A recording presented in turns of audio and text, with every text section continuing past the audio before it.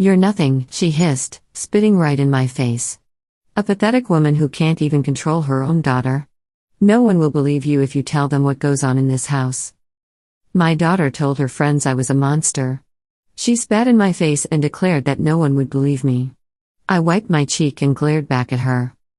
"You don't know what you started." Later that night, she found a note under her door that said, "I'm 48, widowed by abandonment, not death." Madison's father walked out on us when our daughter was just 5. He didn't leave a note, no warning. He just said one night, "I can't do this anymore," and walked out the front door like he was going to get cigarettes and never came back. That was in Denver, Colorado. It destroyed me for a while, but I couldn't afford to fall apart. I had to keep my nursing job, keep the mortgage paid, and raise a little girl who kept asking where her daddy went. I held her while she cried and told her lies like daddy's just away for work, even though I knew the truth. I gave everything to that girl. I worked double shifts at the ICU, came home every morning to make her breakfast, went to every parent-teacher conference, every school play, every doctor's appointment. I even turned down a promotion to stay on nights and be home during the day. She never went hungry, never lacked designer clothes, never missed a birthday party. When she hit middle school, the entitlement started. I chalked it up to hormones, but by 16, she had turned into a stranger. She'd demand expensive trips, started wearing clothes that cost more than my monthly salary, and came home demanding cash for parties and shopping sprees. I'd ask about her spending, and she'd say things like, "Don't worry about it, Mom. You wouldn't understand luxury." I tried everything, setting boundaries, limiting her credit cards, family therapy. She walked out of 3 sessions and called the 4th therapist a poor loser who's jealous of my lifestyle. The school called about her skipping classes. One day, the principal left me a voicemail saying Madison was caught selling fake designer bags to classmates. She denied it all, of course, and said the principal was just trying to ruin her reputation. But nothing prepared me for what happened 3 weeks ago. I came home from the hospital dead tired after covering for a colleague. I just wanted to collapse on my Italian leather sofa and maybe order some sushi. Instead, I opened the front door and saw the living room looked like it had been vandalized. Crystal vase shattered on the marble floor, the 85-inch TV cracked, custom cushions slashed, the smell of expensive champagne in the air. And there she was, Madison, sitting cross-legged on the Persian rug, painting her nails like nothing happened. "What the hell happened here?" I asked. She didn't even look up. Just said, "Maybe you had a breakdown and forgot, or maybe it finally looks like the home of the monster you are." I swear something inside me snapped. "You watch your mouth," I said, louder than I meant to. "I worked myself to the bone to give you this luxury, and this is how you treat it?" She stood up slowly and walked up to me, got real close. I could smell that sickening mix of expensive perfume, marijuana, and entitlement. Then, that warning, she spat right in my face. "You're nothing," she hissed. "A pathetic woman who can't even control her own daughter. No one will believe you if you tell them what goes on in this house." I didn't raise a hand. I didn't yell back. I just wiped my cheek, looked her dead in the eye, and said quietly, "You don't know what you've started." She smirked and walked away like she had won. But that was the last time I let her think she had control. That night, I stayed up. I didn't turn on the lights, just sat at the granite kitchen island in the dark, sipping expensive wine and staring at nothing. I remembered every sacrifice I made for her, every double shift I worked to afford her lifestyle, every designer toy I bought, every night I held her while she cried over her father. And now she saw me as a monster. I didn't sleep. I just waited. Around 1:30 a.m., I heard her bedroom door creak open. Her footsteps were soft, but I knew them well. She went to her ensuite bathroom. I stayed quiet. When she got back to her room, I heard her stop. The silence stretched. Then came the scream. "What the hell?" She ran into the kitchen holding a folded piece of paper in her shaking hand. "You think this is funny? Are you trying to scare me or something?" she yelled. I didn't move. "What are you talking about?" I said, deadpan. She threw the note at me. It landed on the marble surface. I picked it up and unfolded it. She watched me like she expected me to laugh, but I didn't. The note was written in her handwriting, but I wrote it. I knew how she looped her M's, How she dotted her I's with little hearts. Years of signing permission slips and credit card receipts taught me her penmanship well. The note read, "You think you run this house. You forgot who pays the bills. You forgot who knows your passwords. You forgot who covered your lies for years. You forgot who taught you how to manipulate people. I'm not the monster, you are. Sleep tight." She was pale, scared. It was the first time in years she looked like the little girl I used to know, vulnerable, shaken. "You're sick," she whispered. I stared back, no emotion, and just said, "Go to bed, Madison." She didn't. She sat in the corner of her master bedroom all night, lights on, door locked. I heard her pacing, whispering to someone on the phone, probably her fake friends. I didn't care. The next morning, she didn't leave her room. Said she was too upset. She didn't talk to me, didn't even look at me. Just stared at her untouched organic breakfast and picked at the avocado toast. I didn't say a word. That night, I moved to phase 2. The next night, I left for the hospital like normal, or at least, that's what I let Madison think. I packed my designer nurse bag, put on my scrubs, even started my BMW like always. But I didn't leave the driveway. I circled back, parked 2 blocks away, and slipped through the side gate into my own backyard. I sat quietly in the dark wine cellar, where the sound carried perfectly through the ventilation system I'd had custom installed. I had invested in a high-end audio monitoring system months ago, the kind wealthy parents use to keep tabs on their teenage children. I discreetly installed it near her room when she was out shopping with my credit cards. Crystal clear audio, no video needed. Every word came through like she was sitting right next to me. She was talking to someone on speakerphone, one of her so-called friends, probably that manipulative girl Tessa who helped her spend my money on useless parties. "She's losing it," Madison said, her voice dripping with that fake concern I'd grown to despise. "She left this psycho note last night, like, in my own handwriting. I swear to God, if I go missing, it's her. She's completely unhinged." I clenched my jaw, my perfectly manicured nails digging into my palms. Then she said something that made my blood run cold. "You remember that bruise I had last year? The one I told you was from falling off my horse? Well, I told the school it was from her. They totally believed me. I could destroy her career, her reputation, everything, whenever I want. All I need is one phone call to the medical board." She laughed after that. Actually laughed, like ruining my 18-year nursing career was some kind of joke. My ears started ringing. My hands were trembling with rage. She had lied. She had deliberately planted that poison in people's minds. I remembered the school calling me in for that humiliating meeting.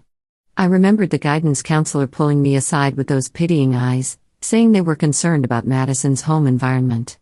I sat in that sterile office feeling like I was going to vomit, wondering who could have hurt my precious daughter. And all along, she had orchestrated it to have leverage over me. That night, I didn't sleep, and I didn't go to the hospital either. I called in sick for the first time in 8 years, claiming a family emergency. I spent the entire next day making calls, to my lawyer, to my financial advisor, to my property manager. Setting up what would become Madison's worst nightmare. Madison didn't notice my absence. She was too busy living in her fantasy world, texting her fake friends, scrolling through luxury shopping apps on my dime, binge-watching reality shows at maximum volume, raiding my gourmet kitchen for organic snacks she never thanked me for. But I noticed everything. Every entitled demand, every dismissive eye roll, every moment she took my sacrifices for granted. That night, I implemented phase 1 of my plan. At exactly 11:07 p.m., I remotely shut off the Wi-Fi through my smart home system, a system I controlled completely, in a house I owned completely. 10 minutes later, I heard her designer heels stomping into the marble hallway. "Mom! The internet's down!" She shrieked, like it was a personal attack on her existence. I didn't respond.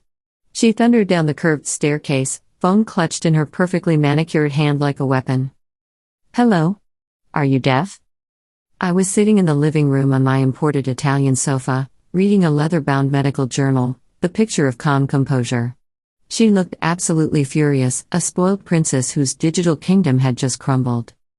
"Did you forget to pay the bill again?" She snapped, her voice sharp with condescension.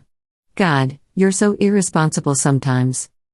I slowly lifted my eyes from the journal and tilted my head. No, Madison. I turned it off. She blinked rapidly, clearly not processing what she'd heard. Excuse me? I turned it off, I repeated, my voice steady and clinical. Deliberately. She scoffed, that ugly sound she'd perfected over the years. You can't do that. I need it for my social media. My followers expect content. I closed the journal with a soft thud. You haven't posted anything educational or meaningful in months. She opened her mouth, closed it like a fish gasping for air, then exploded. You're absolutely insane. This is abuse.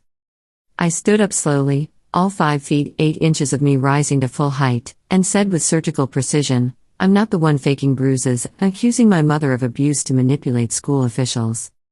Her face went stark white, all that expensive makeup unable to hide her shock. She didn't know I'd heard every word. Why are you eavesdropping on me now? She stammered, her confidence cracking like cheap veneer. I stepped closer, my voice dropping to that ICU whisper I used with difficult patience. I heard everything, Madison. The call, the lies, the threats about destroying my medical career. Every calculated word. She backed up toward the stairs, her bravado evaporating. You're just mad because I told people the truth about what a monster you are. No, I said, my voice carrying the weight of 18 years of suppressed fury. I'm furious that I protected a daughter who was planning my destruction. She turned and fled back to her room, slamming the door so hard the crystal chandelier trembled.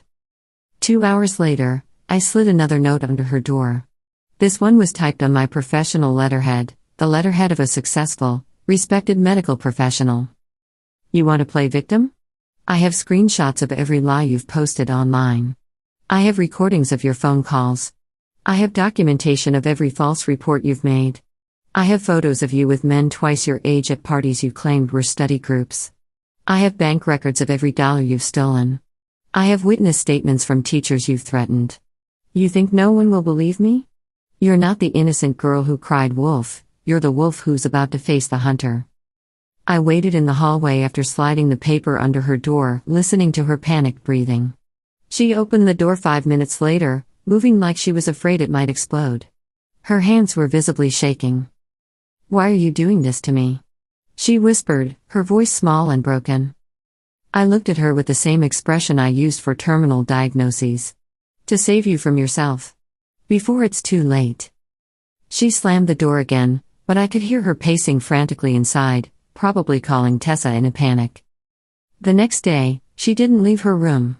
No screaming demands for breakfast, no blasting music, no slamming through the house like she owned it, just silence, the kind of silence that meant someone was finally starting to understand consequences. I went to the hospital that night like normal, but when I returned the next morning, I noticed she had gone through the recycling bin in the garage. The copy of the note was gone, she had taken it, probably to analyze every word.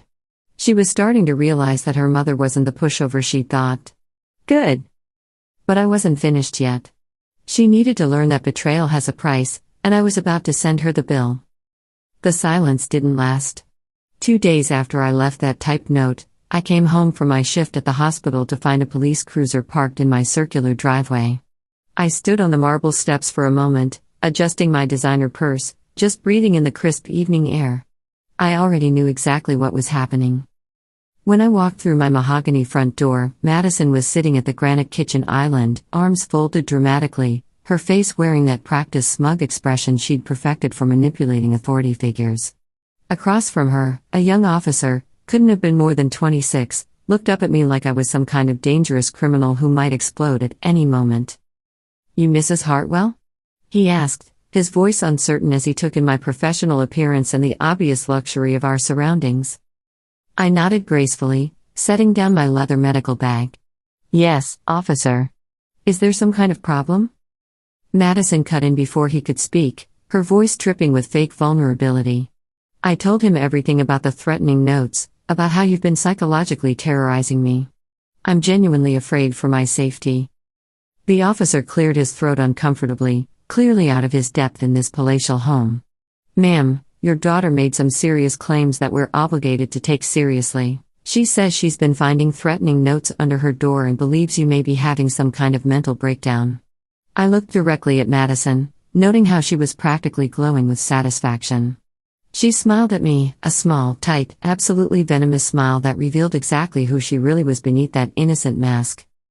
I turned back to the officer with the calm professionalism I'd honed over 18 years in emergency medicine.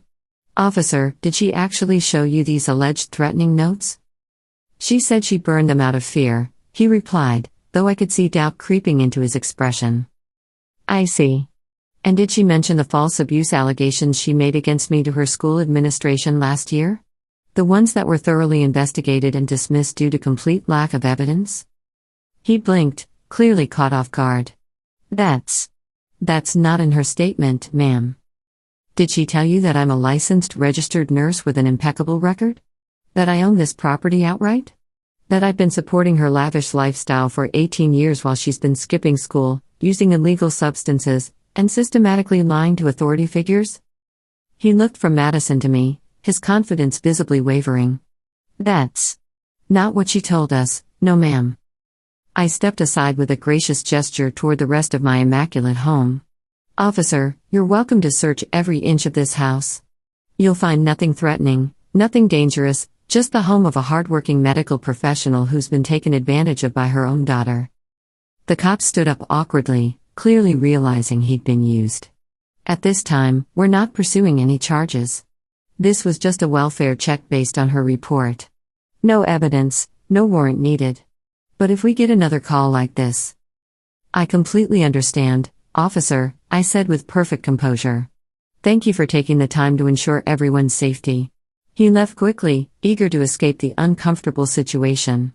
Madison followed him to the door, immediately switching back to her sweet, helpless act. "Thank you so much for coming, officer. I just didn't know what else to do. I was so scared." She shut the door and turned around, her mask dropping instantly back to smug satisfaction. "Did you really think that pathetic display would work?" I said, my voice carrying the same tone I used with difficult patience. She shrugged with infuriating nonchalance. "You're clearly having some kind of breakdown. Sooner or later, everyone will see it. They'll believe me over you." That night, I opened my laptop and accessed the encrypted files I'd been methodically building for months. See, while Madison was out living her fantasy life on my money, I had been doing what I did best, documenting, analyzing, preserving evidence with the precision of a medical professional. Digital photos of her stumbling home at 4 a.m., completely intoxicated. Screenshots of messages she'd sent from multiple fake social media accounts, threatening teachers who gave her poor grades, cyberbullying classmates, even posting about how she was slowly driving my psycho mother insane for entertainment. Audio recordings of her screaming profanity at me, telling me she hoped I would die so she could inherit everything and live like the queen she deserved to be. Every piece time-stamped, documented, and legally preserved. I created multiple backup copies and emailed them to my secure cloud storage. Then I sent a carefully worded message with attachments to someone else, the head of student affairs at her former high school, who happened to be a colleague from my nursing school days. 3 days later, my phone rang with a call I'd been expecting. "Victoria, we received some deeply disturbing material regarding Madison's behavior patterns. We need to schedule an emergency meeting to discuss her conduct and its implications for any future educational recommendations. Please call us back immediately."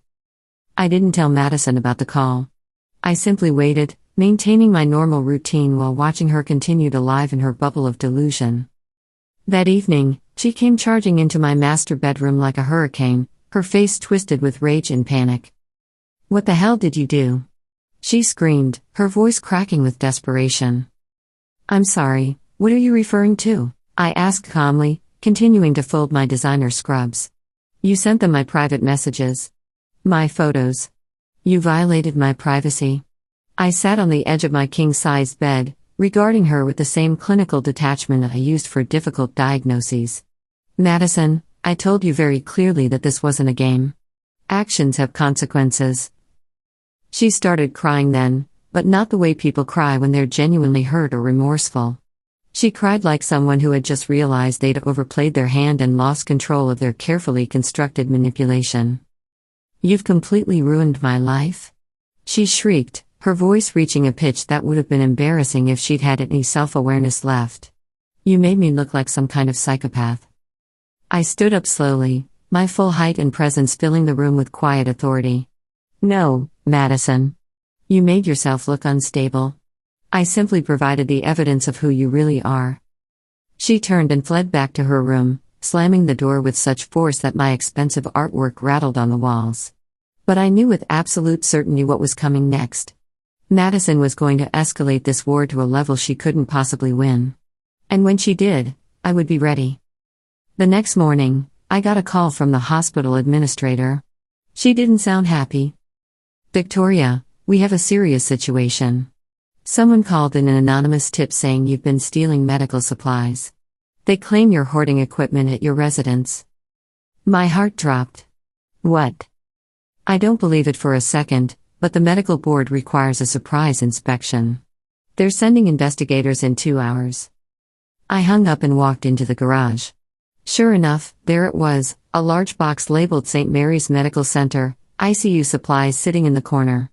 I didn't put it there. She did. I didn't touch it. I took photos. Then I called the police myself. When they arrived and opened the box, they found it filled with 4 bags, syringes, and monitoring equipment, all with hospital barcodes. I looked them straight in the eye and said, "Check my security system. There's a camera over the garage. I didn't bring that box here." They did, and sure enough, there she was, Madison, 2:47 a.m., dragging the box from her friend's BMW trunk. They arrested her, not me. But that's not where this ends, because while she was in holding overnight, they discovered something else. Something chilling. On her phone, a group chat, messages, detailed plans, and a list. A list with my name on it, and one word next to it, eliminate. The word eliminate next to my name changed everything. I was furious before. I was hurt. I felt betrayed. But when the detective showed me that message on her phone, my blood turned to ice. This wasn't just an entitled teenager anymore. This was a young woman who wanted her own mother dead. When they questioned her, she laughed. Said it was just dark humor. Said it was meaningless girl talk. But nobody in that station was laughing, especially not me. They held her overnight, and when she was released, things reached rock bottom. She didn't come home. Vanished for 4 days. I didn't call her. I didn't report her missing. I figured she'd run to one of her wealthy friends or stay at some luxury hotel on her remaining credit cards. Let them deal with her. On day 5, she returned. I was in my home office reviewing property portfolios when I saw her Tesla pull up. She slammed the door and marched toward me like she still owned this house. Her eyes were cold and calculating. "You think you've won?" she said. I didn't respond. She stepped closer. "You're going to regret crossing me." And I finally revealed my hand, not by shouting, not by threatening, not by pleading. I pulled a manila folder from my desk drawer and held it up. "I already regret enabling you." She snatched it from my hand and tore it open. Inside was everything: bank statements, property deeds, investment portfolios, legal documents. Everything. "This is going to family court tomorrow," I said. She froze. "I'm filing for legal emancipation," I continued. "You don't want to be my daughter? Perfect. You'll be completely independent, legally, financially. You're 18 now. A judge will approve it immediately. You'll be cut off from everything. No trust fund, no property inheritance, no medical insurance, no credit cards. And I've already contacted the college admissions board. Every university will see your criminal record." She looked like someone had physically struck her. "You can't do that. You can't abandon your own child. You abandoned me when you lied about abuse, tried to destroy my career, planted evidence, and planned my murder." "I'll go to Dad," she said, voice trembling. I nodded. "Please do."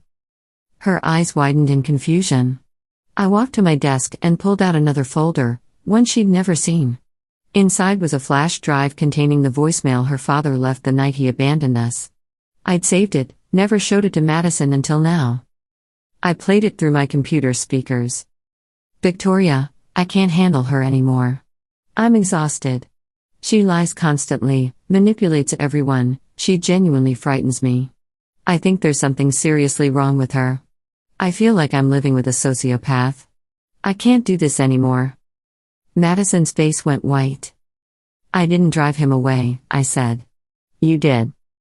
She stared at me in complete silence, and for the first time in years, she didn't scream, didn't manipulate, didn't try to play victim. She just turned and walked away. The next morning, I filed the emancipation paperwork. I also sent everything to Child Protective Services and my attorney. Madison tried to return 2 days later. The locks had been changed. I spoke to her through the intercom system. You're not welcome here anymore. You're my mother. She screamed. You terminated that relationship when you tried to have me killed. She stood there for 15 minutes, cycling through every manipulation tactic she knew. But she had exhausted every lie, every threat, every fake emotion. Finally, she left. It's been 8 months since that day. She's been staying in cheap motels from what I hear. Tried to get a job but was fired for theft. Burned through every friendship she had. I still receive occasional messages from blocked numbers calling me a monster, but they're meaningless now. I've reclaimed my life. Got promoted to head of ICU.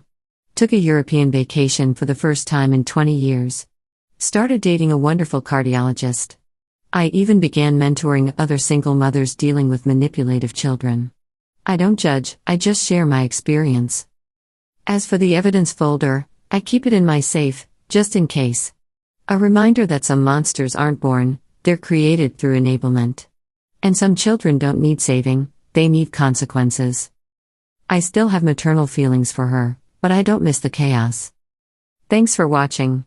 If you enjoyed this story, please consider subscribing and hitting the like button.